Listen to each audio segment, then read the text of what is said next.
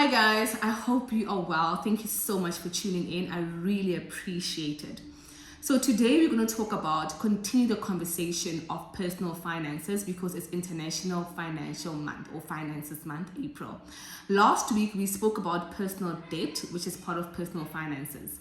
But as I was preparing for this lesson, I realized that a lot of us don't talk about the depth of personal finances. It's easy to give somebody tips on what to do, write down your financial goals, long term, medium term, short term. It's so, it's not easy. I mean, if it was easy, then people would be financially free, but it's so normal for us to give away those tips, especially as coaches, right?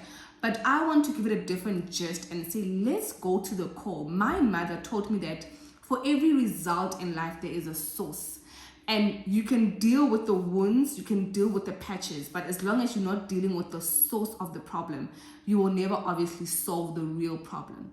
And I realized that the reason why we find ourselves in personal financial crisis or personal financial debt is because of these three specific things. At the end of this video, I'm also going to have a lovely book recommendation, so please watch until the end. Number one, we have ego. Number two, we have intention. And number three, we have peer pressure. So with number one, ego, people have stories, right?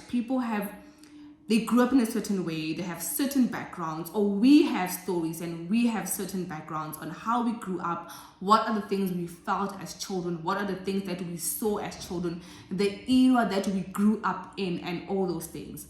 So now, as we grow up, we make our financial decisions and our financial choices based on those experiences that we had as children. Especially if you're not on a journey to personal financial freedom, because then you're not reading books to uplift your mind or to change your mind or to give you a different perspective. So all the habits that you grew up with, all the things that you saw being done, right or wrong, you grow up doing them as well. The same thing as when doctors or medical doctors talk about genetics when it comes to diseases or certain things, where people will say, now my family has diabetes, so I'll probably have it, which is not true. A lot of diseases come from diets, and it's according to research, it's 10%, your health is 10% genetics and 90% your diet. So this is exactly that. Your financial life is 10%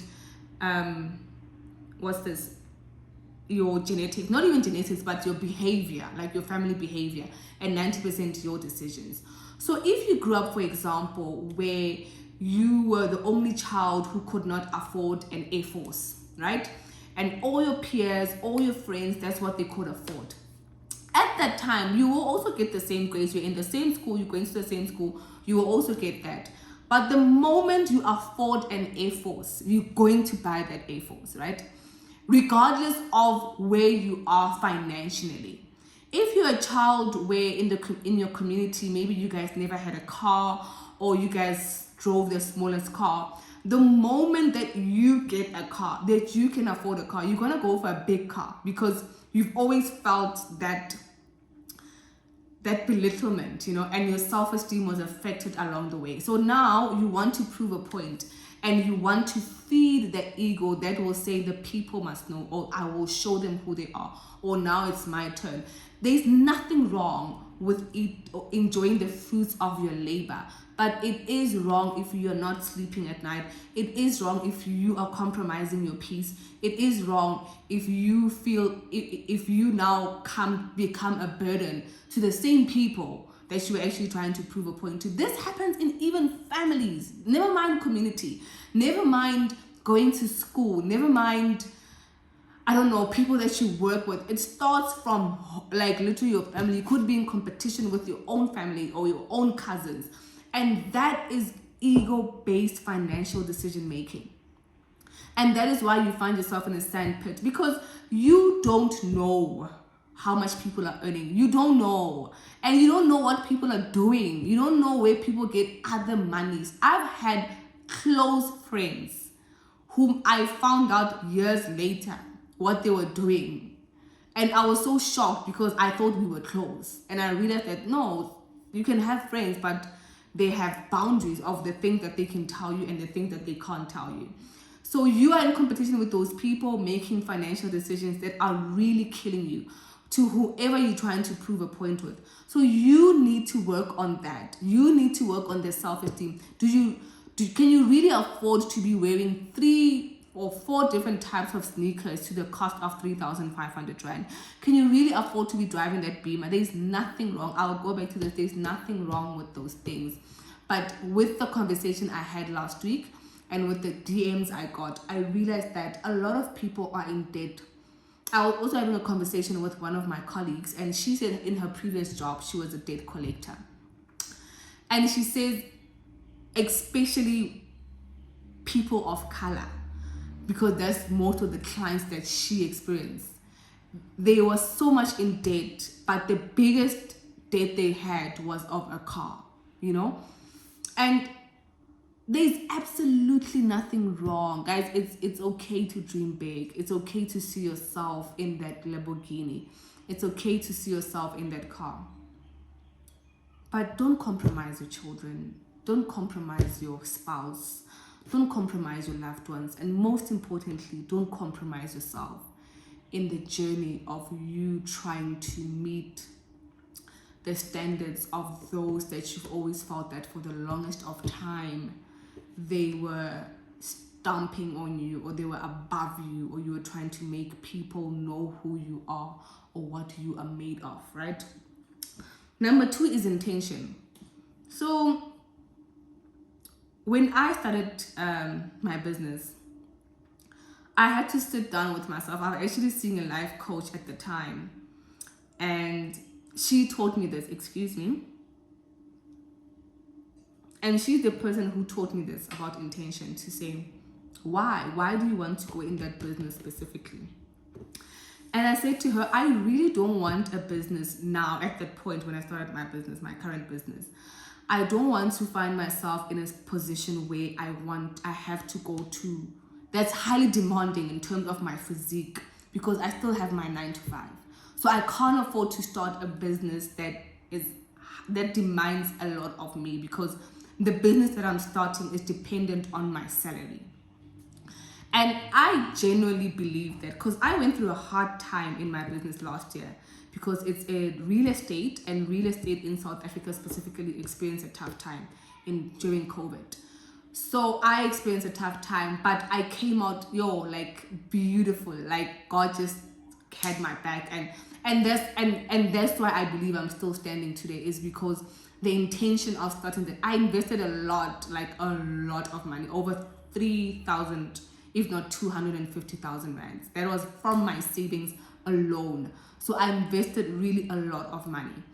So now I'm still here, I'm still standing, and I'm doing well. I'm like, it's really going well. But I think it's because I consulted with God. Is this the business that you want me to go in? I'm going to make an example with Bonang Mateba.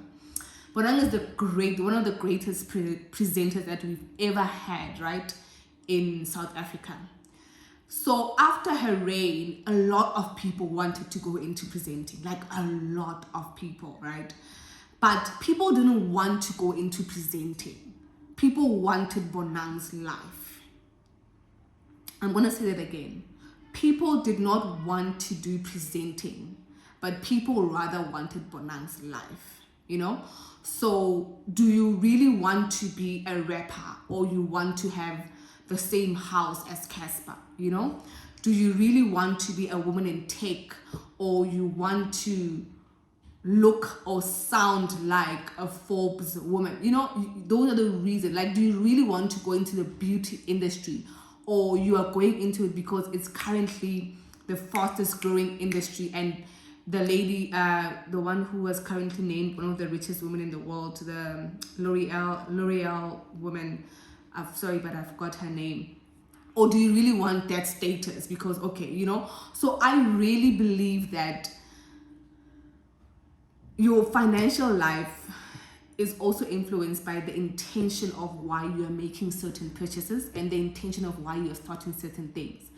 Do you really want to drive that BMW, or you saw your friend driving it? You know, what is the intention of the purchase? You know, and I've learned the hard way, like even in the smallest of things, like when you buy something that you don't want, like maybe a food, and you know that you're not supposed to eat this and it makes you sick. I always feel like, that's God trying to make me, or that's God trying to remind me that you didn't actually want that thing initially, but you were just buying it for clout, or you were just buying it because you wanted to show the next person that you can afford it, you know.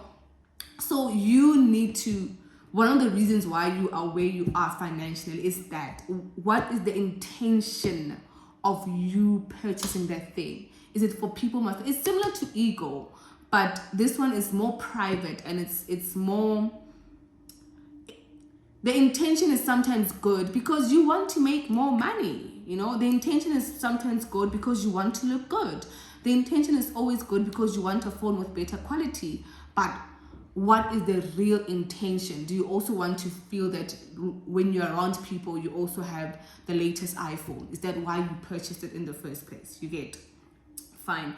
And that, the last but not least, is peer pressure, which is also very similar to ego and intention. But with peer pressure, is that you find out later, like you've bought this thing or you've adopted this lifestyle, and you realize that this is actually not who I am. I'm very blessed because I was raised by parents who made me learn how to be self-aware. Like, I don't know how to teach that. I don't know how to transfer that to people. But my parents really taught me, especially my dad, he really emphasized to be self-aware. So I can notice, like in a split second, when I'm doing something that is not in alignment with my character or in alignment with who I want to be. Now you come into a space where maybe your work environment, you know, the culture forces you to maybe drink, or the culture forces you to go out a lot, or the culture forces you to dress a certain way, or the culture forces you. And then you do try to compromise and you do try to make it work.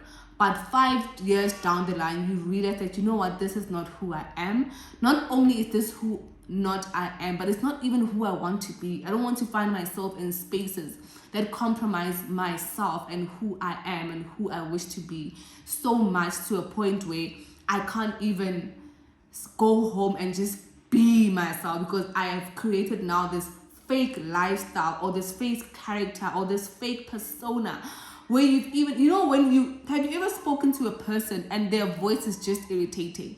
Like, there's nothing wrong with their saying, but their voice is just, because it's so fake, you're like, shut the hell up, you know? So have you adopted a lifestyle to fit in, or because you thought you have to be a certain way, or you have to look a certain way in order for you to be able to be a certain person, and now you've made these financial choices, or you've made those financial decisions that are making you, that are leaving you in a financial pit, sand pit specifically. And the reason why I use the word sand pit is because it's harder to come out once you're in a sand pit, but the sand pit is slow and it's, you know. So just make sure that you took these into consideration as we're going through the April financial month, and I will see you very soon with our personal finance journey. Bye bye.